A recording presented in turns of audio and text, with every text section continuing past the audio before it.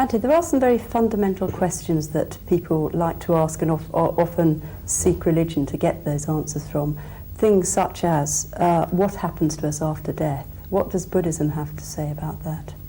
Well, it does. It usually says, well, you'll soon find out, because everybody's going to die, and I suppose that is the best way. I think it's very difficult for people, young people especially, even to face the fact of death, or to realize that they're going to die. What to speak of having a serious question about, what happens after death. One can give the traditional Buddhist reply, which does agree to some extent with the replies given by other traditions. Buddhism, of course, does believe that something survives death, something which is of the order of consciousness, and that what does survive death, that what is of the order of consciousness, does carry with it traces from the past, from previous lives, and that, if not enlightened, it will seek re-embodiment in another human vehicle, because that's what it wants, and that it will carry with it those traces from previous existence in the form of propensities and inclinations, which will manifest themselves in the next life.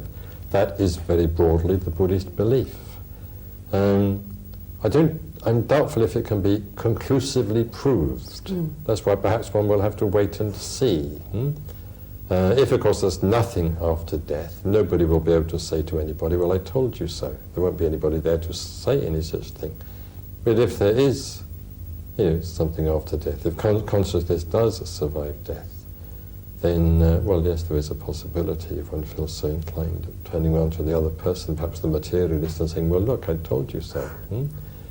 There are various approaches being made currently to establish the fact of rebirth on a, as it were, scientific or at least experimental or experiential basis.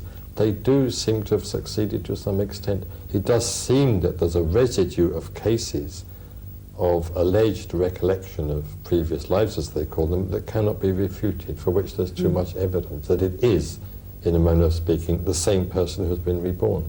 Now, you could argue that, well, even if that is established, it doesn't establish that everybody is reborn, and that's true.